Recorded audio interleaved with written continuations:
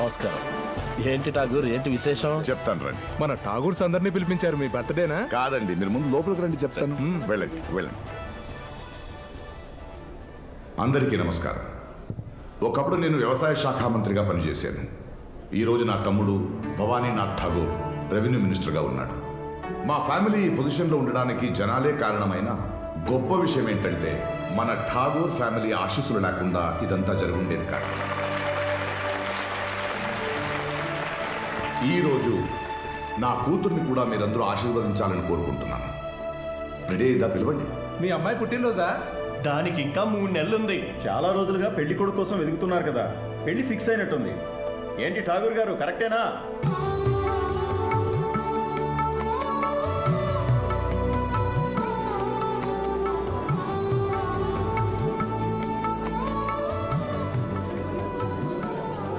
నాకాళ్ళు ఎందుకు, ముందు స్టేజ్ మీదకి వెళ్ళండి.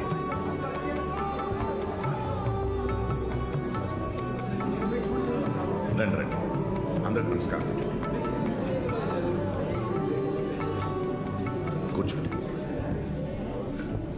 ఈ పెళ్లి మేము నిర్ణయించలేదు, వాళ్లే నిర్ణయించుకున్నారు. ఏం చేస్తాం? నా కూతురు చిన్నప్పటి నుంచి నన్ను అడగకుండా ఏమీ చేయలేదు. కానీ పెళ్లి కొడుకుని మాత్రం తన్నే సెలెక్ట్ చేసుకుంది. ముందు నాకు చాలా కోపం వచ్చింది కాబట్టి చెప్పకుండా పారిపోయి పెళ్లి చేసుకున్నారు. కానీ నా తమ్ముడు నన్ను ఓదార్చి వాళ్ళు ఎక్కడున్నారో వెతికి తీసుకొచ్చి, అన్నయ్య మన ఠాగూర్ ఫ్యామిలీ కన్నా ఒక పెద్ద రిసెప్షన్ పెడదామని చెప్పాడు. అందుకే ఈ ఫంక్షన్. సరే, అబ్బాయి కులం ఏంటి? మన కులం కాదు, వేరే కులం. వేరే కులం అంటే తక్కువ కులమా? ఈ కాలంలో కులాలు ఎవరు చూస్తున్నారండి? ఇంకొన్నాళ్ళకి అరేంజ్ మ్యారేజెస్ కూడా ఉండవేమో.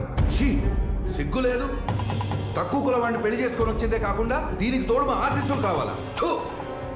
మామాజీ తొందరపడకండి, ఆగండి. చాలే, వెళ్ళవయ్యా. మామాజీ నేను చెప్పేది వినండి, వెళ్ళకండి. మామాజీ. తమ్ముడు, ముందు నువ్వు వచ్చి వీళ్ళని ఆశీర్వదించు రా. అక్షంతలేమో. మా అల్లుడు మీరు అనుకున్నంత అమాయకుడేం కాదు, పులి లాంటోడు. పెళ్ళై 4 నెలలు అయితే మా అమ్మాయి 3 నెలల గర్భవతి.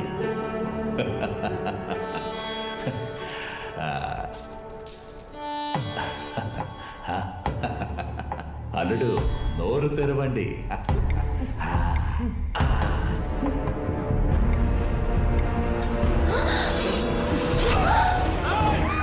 ఎందుకే రమ్మని చెప్పాను?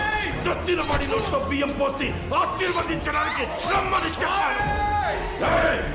ముందు ముందు నీ కూతుర్ని చంపాలరా. తిన్నే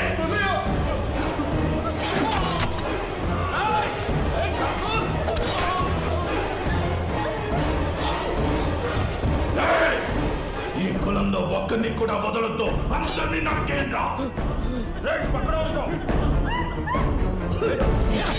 ముందు మా అన్న కూతురు ప్రాణాలతో ఉండకూడదు.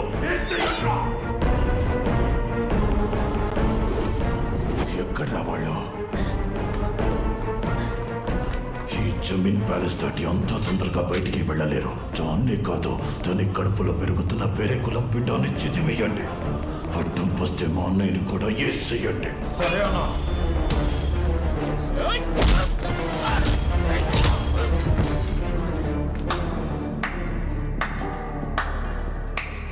అబ్బబ్బబ్బబ్బబ్బా, ఇంత అందమైన దృశ్యాన్ని చూడకుండా బయటికి వెళ్ళిపోయానే. సూపర్ భవాని నువ్వు. ఇక నువ్వే మన ఠాకూర్స్ కి నాయకుడివి. మన కులానికి ఒక లెసన్ లాగా చేశావు. చరిత్రలో మనకంటూ ఒక పేజీని లిఖింపజేశావు. ఇక మీదట వేరే కులం వాడు మన కులం అమ్మాయిల్ని తలెత్తి కూడా చూడడు. ఎత్తడ్రా.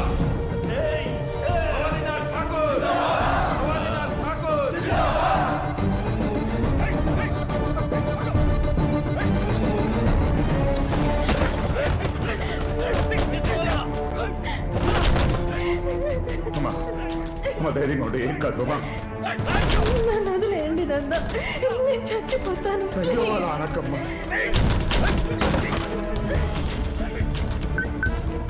హలో సార్, నేను వీరేంద్రనాథ్ మాట్లాడుతున్నాను. సార్ మీరే అలా అంటేనా సార్?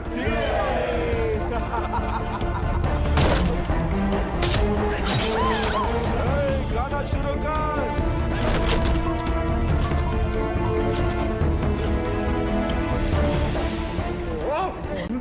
భయపడుతున్నారు.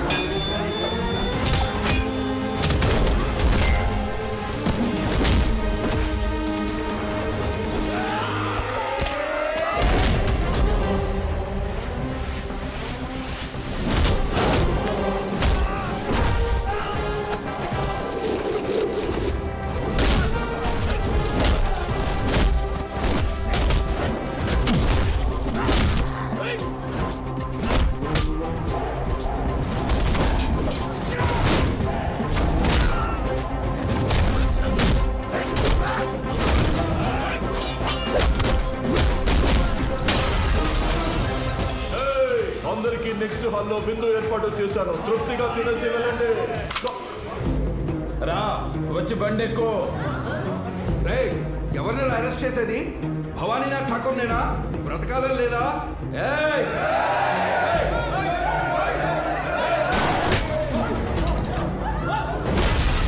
ఈ తుపాకీకి ఇందులో ఉన్న బుల్లెట్స్ కి జాతులు మతాలు తెలియవు. కాలిస్తే ఎవరి తలలైనా పుచ్చకాయలాగా పగిలిపోతాయి. ఏంట్రా ఈ భవానీనాథ్ ఠాకూర్?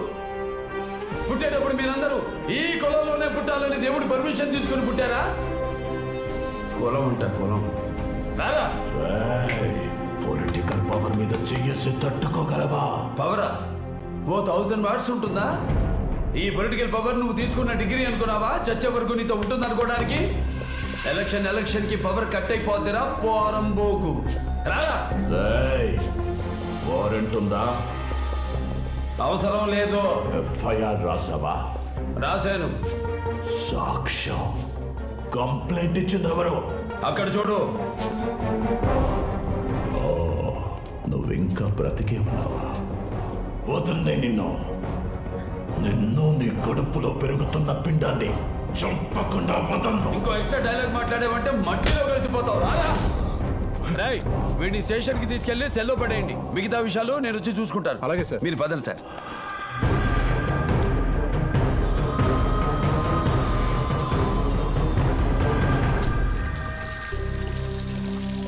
సావుని తప్పించుకున్న వాళ్ళు పవిత్ర స్నానం చేయాలయ్యా.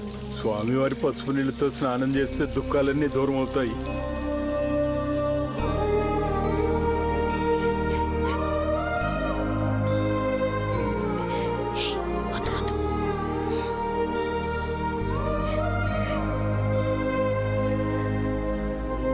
సార్, అయ్యా, మీరు దండం పెట్టడం ఏంటి? ప్రతిరోజు మా రైతు కుటుంబాల మనసుల్లో మీరే దైవంగా దండం పెట్టుకుని పని మొదలు పెడతాం. ఈ రోజు నుంచి మీరందరూ మా కుటుంబ సభ్యులు. నువ్వు కనుక రాకపోయి ఉంటే నేను లేదు, నా కూతురు కూడా లేదు. అదేవిడు సార్, మీరు లేకపోతే మేమెవరూ లేవు. ఇది మీ నేల సార్. ఇప్పుడు చెప్తున్నాను, మీ వారసుడు ఇదే నేల మీద పుడతాడు. ఇది నిజం. మీరు ధైర్యంగా ఉండండి. ఎందుకమ్మా ఏడుస్తున్నావు? జరిగినవన్నీ పీడకలు అనుకొని మర్చిపో. బాధపడకండి అయ్యా. ధైర్యం చెప్పాల్సిన మీరే ఇంతగా బాధపడితే ఎట్లా?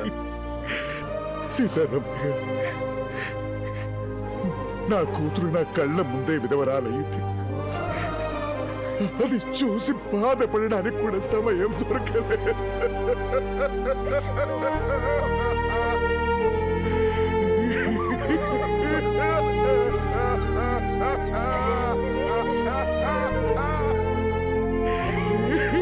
ధర్మ అయ్యగారిని ఆడవని ఏడిస్తే మనసులో ఉన్న బాధ కొంతైనా తగ్గుతుంది. లక్ష్మణ్ అయ్యా, అయ్యగారికి అక్కడ 5 ఎకరాల్లో ఇల్లుంటే ఇక్కడ 5,000 ఎకరాల్లో ఇల్లున్నట్టేరా అయ్యా. గౌరీ ఇల్లు సిద్ధం చేయి. అలాగే వెళ్ళు. రండి అయ్యా. ఎవడరా అది వాట్సాప్ కాల్ చేసింది? ధర్మ, సెల్లో ఉండాల్సిన వాడు సెల్ ఫోన్ లో మాట్లాడుతున్నాడని ఆశ్చర్యపోతున్నావా? నేను నా ఇంట్లో ఉన్నాను రా ఫోన్. నేను నీ స్టేషన్ లో అడుగు పెట్టే లోపే నీ హైయర్ అఫీషియల్స్ నాకు బెయిల్ ఏర్పాటు చేశారు. నాకు పైవాడొక్కడే హయ్యర్ అఫీషియల్. నేనెప్పుడు నిన్ను వదిలిపెట్టను. నేను నిన్నంత తేలిగ్గా వదలనురా. ఏం చేస్తావురా? ముందు ఆ ఉద్యోగాన్ని వీకి చూపిస్తా. అది నీకింకా ప్రమాదం. ఒంటి మీద కాకి యూనిఫామ్ ఉంటేనే బోన్లో పెట్టిన సింహంలా ఉంటాను. యూనిఫామ్ తీసానా బయటకు వచ్చిన సింహంలా ఆగను. ఇక బ్యాటే. రేయ్, నిన్ను బోన్లో ఉంచే చంపేస్తాన్రా. నిన్ను మాత్రమే కాదు, నువ్వు తీసుకెళ్ళిన నా అన్నని, అన్న కూతుర్ని అందరినీ చంపేస్తా. నా బోన్ ఎంత పెద్దదో, ఎంతమంది కాపలా కాస్తున్నారో చూస్తావా?